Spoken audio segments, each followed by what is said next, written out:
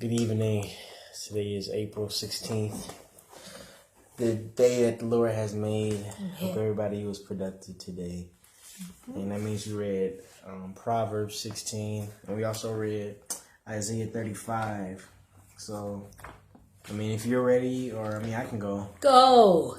Yeah, okay. Well, verse 35 was talking about the joy of the redeemed. And chapter 35? Yeah, chapter 35, I'm sorry. And the whole chapter was going on these things and all these, analogies, I would say. Like, it was saying, then the deaf will hear, the blind will speak, the driest land will be nourished and stuff like that. Mm-hmm. And that's all the things that are possible when you have the joy of the Lord, not the joy of your, own self, the joy that you get from, whatever people gain satisfaction from that is outside of the Lord or what His will is. Those are petty and they won't last long. So it's better to find your true happiness in what will be eternal. Amen.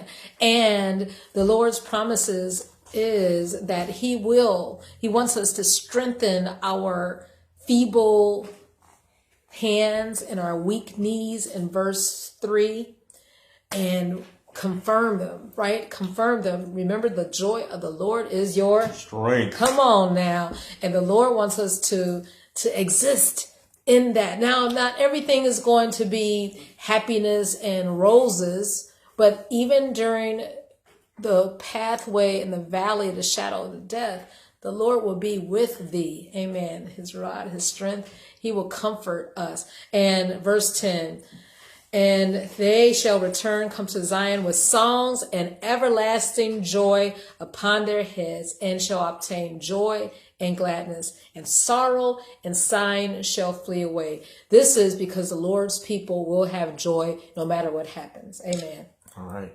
Moving on to Proverbs 16.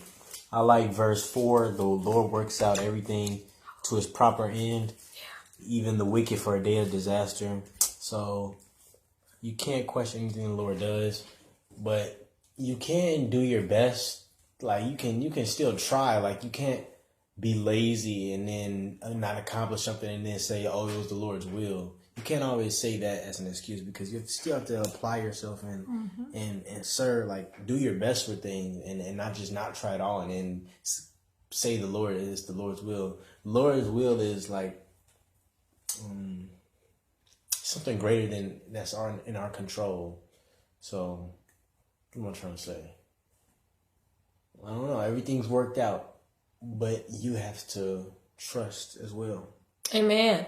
And that relates to verse 9. A man's heart, his intellect, plans, it directs his way, but the Lord directed his steps. So you want to devise your own plans, but no, the Lord is sovereign. He's all powerful. He reigns, and He'll reign as long as we're open and surrender our everything to Him. We commit our works into the Lord, and the promises in verse 3, our thoughts, our everything shall be established when we give it all to the Lord. Something else that spoke to me is verse 20. We were talking about how to handle conflict in a workplace or with interpersonal relationships. Verse 20, he or she that handleth a matter with the wisdom of God shall find good. And whoso trusteth in the Lord, happy is he or she. Talk about the joy of the Lord again. He'll show you what to do, and He'll get the glory out of the situation. Amen?